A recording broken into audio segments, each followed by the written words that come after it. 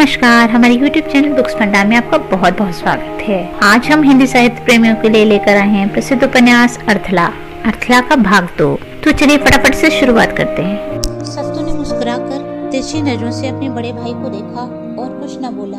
दोनों के भोजन कर लेने के पश्चात माँ ने सत्तू से कहा, तू एकदम उचित समय पर आया है पुत्र, अन्यथा मैं तुझे बैलगाड़ी सहित बुलाने के लिए विदु को भेजने वाली थी। मुझे स्मरण था बनीमा कि आज आप घड़े बेचने के लिए मेले में जाएंगी, अतः बैलगाड़ी सहित ही आया हूँ। विधान ने आकाश की ओर देखा। सूर्य पूरा उदय हो चुका था। उसने माँ से कहा, माँ मैं आश्रम जा रहा हूँ, आज महत्वपूर्ण दिवस है, लौटने में रात्रि हो सकती है। फिर उसने शांति की ओर संकेत करके कहा, आलसी हो गई है, पहले जितनी उदंड न रही। सत्तू को देखने पर सींग भी नहीं दिखाया और इसका उदर फूलता जा रहा है, लगता है गर्भिणी है। माँ ने मुस्कुराते हुए शांति के उदर को सहलाया और कुछ न बोली। सत्तू ने सबसे नजर चुराकर एक बार अपना उदर देखा, फिर शांति का। विधान ने आंगन का दरवाजा खोला और गुरु खान के आश्रम की ओर अपने पग बढ़ा दिए। ऋतुराज बसंत पूरे उफान पर था। वृक्ष नई पत्तियों का अपनी संतानों की भांति स्वागत कर रहे थे। पेड़ पौधे और पुष्प अपनी सुंदरता दिखाने के लिए पूरा जोर लगाए हुए थे। इस ऋतु में पूरी प्रकृति रंगीन चादर ओढ़ लेती है।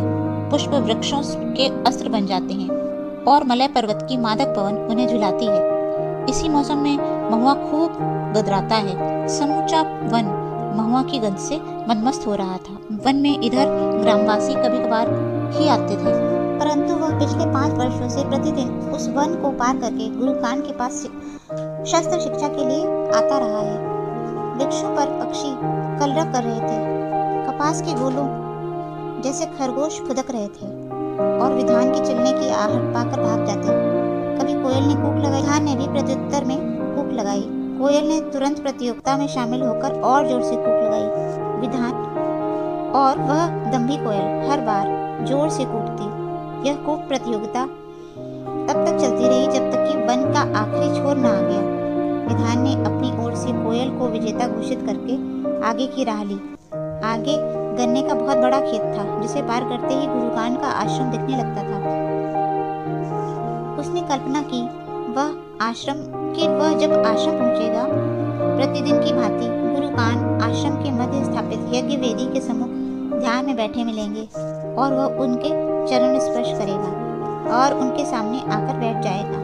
जब वह आंखें खोलेंगे तब वह उनके जैसा ही अभिनय करेगा और यह तब तक करता रहेगा जब तक कि वे बनावटी रुष्ट न हो जाएं। फिर वह उनसे उनकी कथा सुनेगा। हर बार पूछने पर वह टाल देते थे कि 5 वर्ष पहले वह अचानक से इस गांव में कैसे प्रकट हो गए, परंतु इस बार वह टाल नहीं पाएंगे, क्योंकि उन्होंने स्वयं वचन दिया है कि गुरु दक्षिणा के समय वह अपनी कथा अवश्य बताएंगे। कल्पनाओं का मीठा रस पीकर वह प्रसन्न हो उठा। आश्रम जाने का मुख्य मार्ग गन्ने के खेत के बाईं ओर से था, परंतु वह मार्ग बहुत लंबा था, अतः वह खेत के बीच से ही मार्ग बनाकर जाता था। हर दिन की भांति उसने एक डंडा तोड़ा ताकि खेत में छुपे हुए सियारों का सामना होने पर उन्हें भगा सके। मुख पर प्रसन्नता के चिन्ह लेकर वह खेत में घुस गया। आज वह 1 सप्ताह बाद आश्रम जा रहा था। गुरु खान ने कहा था कि उन्हें कुछ आध्यात्मिक अनुभूतियां हो रही हैं, अतः वह कुछ दिनों के लिए एकांतवास चाहते हैं। न जाने वृद्धावस्था में ही आध्यात्मिक अनुभूतियां क्यों जोर मारने लगती हैं। विधान ने मन में सोचा। उन्हें उससे बहुत आश्चर्य हुआ। आज एक भी सियार उसके सामने नहीं पड़ा। कुछ देर बाद जब उसने आश्रम का दृश्य देखा तो सन्न रह गया। 2 सैनिकों ने गुरु खान को दोनों ओर से पकड़ रखा था और एक सैनिक उनके सामने धनुष का बाण चढ़ाए हुए था।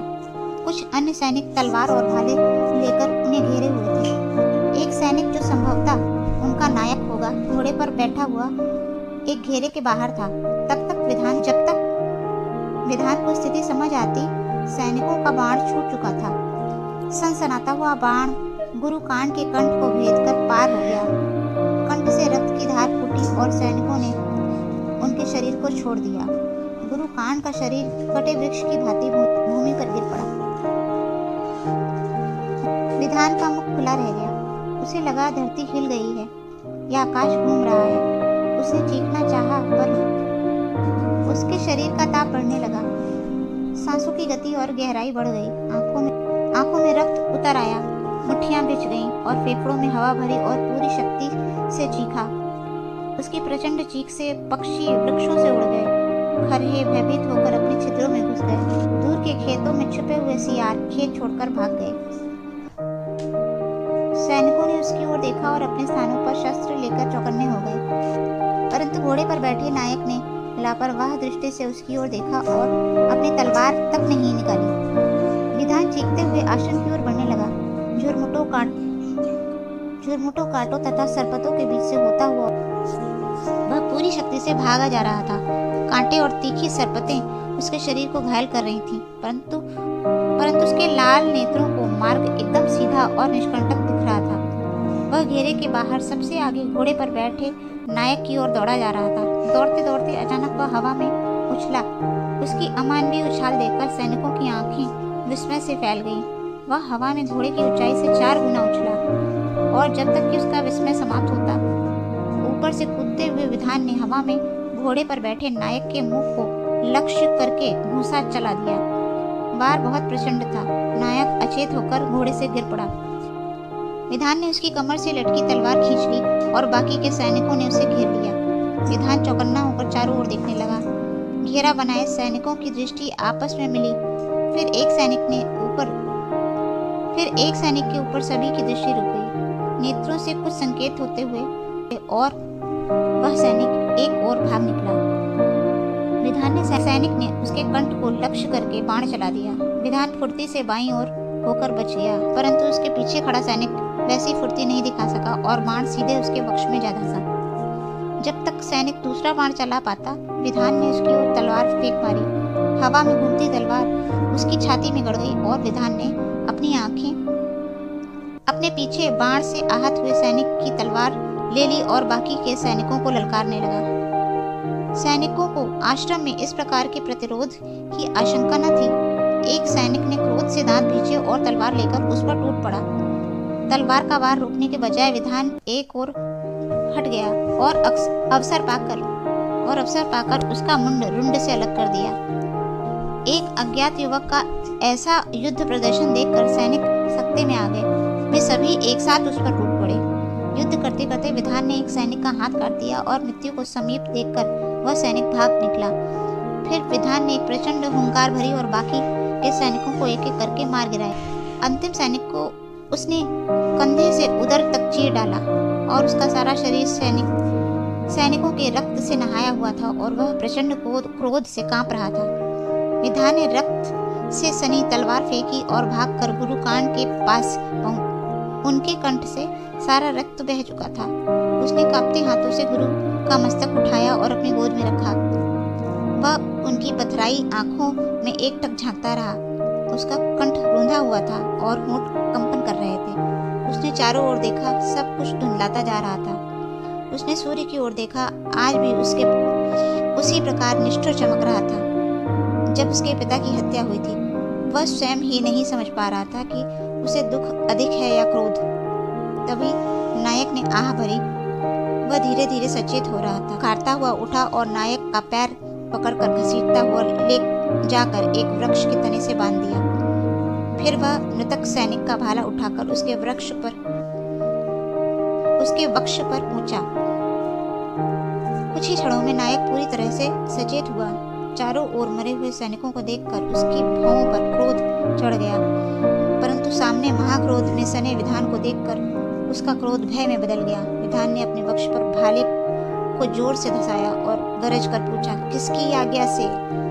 नायक ने संयमित होकर कहा, युवराज सुदास की आज्ञा से। सुदास का नाम सुनते ही विधान का ताप एकदम बिंदु तक पहुंच गया।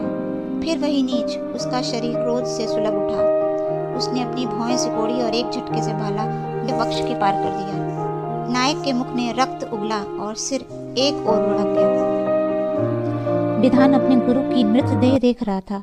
उसे लगा उसकी शक्ति क्षीण होती जा रही है। वह बार बार कल्पना कर रहा था कि गुरु कान अभी उठकर बैठ जाएंगे। उसे सत्य का भान था कि यह असंभव है, फिर भी वह कल्पना किए जा रहा था। कल्पना करते करते वह शक्तिहीन पैरों से गुरु के पास पहुंचा और बगल में जाकर बैठ गया। उनके मुख पर हाथ फेरकर उनकी पथराई आंखों को बंद किया और उसके ऊपर दुख हावी होता जा रहा था। सुदास, आज तक उसने सुदास को कभी नहीं देखा था, मात्र नाम ही सुना था, परंतु उसके मस्तिष्क में सुदास का एक रेखा चित्र खींच रखा था। इस क्षण उसकी आंखों के सामने वही रेखा चित्र उभर रहा था। रेखा चित्र धुंधला था और धीरे धीरे बड़ा होता जा रहा था। अचानक तेज हवा आई और वह रेखा चित्र हवा में धुल गया। रुंधे हुए कंठ से भर्राई आवाज में वह जोर से चीखा और अपने गुरु के हृदय पर लुढ़क गया। सूर्य अपनी प्रचंड ऊष्मा से उसकी त्वचा जला रहा था, परंतु उसे कुछ भी भान न हुआ। वह गुरु के हृदय से चिपटा हुआ बेसुध पड़ा रहा। उसे होश तब आया जब सूर्य थक हार कर लौटने की तैयारी कर रहा था। उसके होंठ सूख चुके थे और शरीर के घाव दर्द दे रहे थे। वह धीरे से उठा और बेसुध नेत्रों से चारों ओर देखा। मरे हुए सैनिकों का रक्त भूमि पर सूख चुका था। आश्रम के कोने में बंधा गुरुकान का काला घोड़ा, जिसे प्रेम से वह मयूर पुकारते थे, अपने बंधन छुड़ाने का प्रयत्न कर रहा था। विधान ने लंबी लंबी सांसें भरकर अपनी शक्ति एकत्रित की और जाकर मयूर के बंधन खोल दिए। बंधन खुलते ही मयूर भागता हुआ गुरुकान के पास पहुंचा और चारों ओर घूम घूम कर उन्हें सूंघने लगा। विधान गुरुकान की कुटिया में घुसा, चारों ओर दृष्टि डाली। एक कोने में तलवार, भाला और कुछ शस्त्र रखे थे। दूसरे कोने में खूंटी पर कुछ वस्त्र टंगे थे और नीचे उसकी माँ के बनाए हुए घड़े में कुछ अनाज रखा था। वह तलवार, भाला और ढाल और घोड़े की काठी लेकर कुटिया के बाहर निकला। भारी कदमों से चलता हुआ गुरुकान के पास पहुंचा, उन्हें उठाया और कुटिया के अंदर लाकर लिटा दिया। खूंटी पर टंगी सफेद धोती उतार कर उनकी देह पर बिछा दी। गुरु के चरणों को मस्तक से लगाया और फिर उठकर बाहर आ गया। कुटिया को आधार देने वाले बांसों को तोड़ डाला और आखिरी बांस को तोड़ते ही कुटिया की छत भरभरा कर गिर गई। उसने अपनी धोती में बंधे चकमक पत्थर को निकाला और पास ही पड़ी एक मृतक सैनिक की तलवार से रगड़ दिया। चकमक से चिंगारियां फूटी और चितारूपी कुटिया जल उठी। विधान और मयूर यज्ञ वेदी के समीप खड़े हुए गुरुकान की जलती हुई चिता देख रहे थे। विधान ने डबडबाई आंखों से चारों ओर दृष्टि डाली। पक्षी अभी भी कलरव करते हुए आकाश में उड़ रहे थे। वृक्ष अभी भी पत्तियां खड़खड़ा रहे थे। खरहे अभी भी फुदक रहे थे। किसी के जीवन में कोई अंतर नहीं आया। संसार अपनी गति से बढ़ता है और कभी किसी के लिए नहीं ठहरता। सभी प्रसन्न हैं, मात्र वह दुखी है। इन सभी को उसके दुख में सम्मिलित होना चाहिए। क्या मात्र उसी के दुखी होने का कारण यह है कि वह गुरुकान का एकमात्र संबंधी है? यदि ऐसा है तो समस्त संसार को एक दूसरे से संबंधित हो जाना चाहिए ताकि सब एक दूसरे का दुख बांट सके। इन पक्षियों को, खरहों को, वृक्षों को एवं समस्त मनुष्य को एक दूसरे से बंध जाना चाहिए। उसका हृदय दुख से बैठा जा रहा था। उसने अपने दुखी मन से पूछा, मैं अपना दुख किसको बांटूं? तभी अंतर्मन से कहीं ध्वनि फूटी, हे मूर्खानंद, दुख भी कोई बांटने वाली वस्तु है। बांटना है तो सुख बांटो। अच्छा ही है जो समस्त संसार एक दूसरे से संबंधित नहीं है, अन्यथा एक दुखी हो तो संसार दुखी। जो प्रसन्न है उन्हें प्रसन्न ही रहने दो। अपने दुख से उन्हें दुखी मत कर। उसका विचार मंथन चल ही रहा था कि उसे लगा कि कोई उसके कंधे रगड़ रहा है। वास्तविक लोक में आकर। हमारा आज का वीडियो आपको कैसा लगा हमें हमारे कमेंट सेक्शन में ज़रूर बताएं। और हाँ, यदि वीडियो पसंद आया तो please like, share and subscribe करना बिल्कुल ना भूलें। Thank you very much.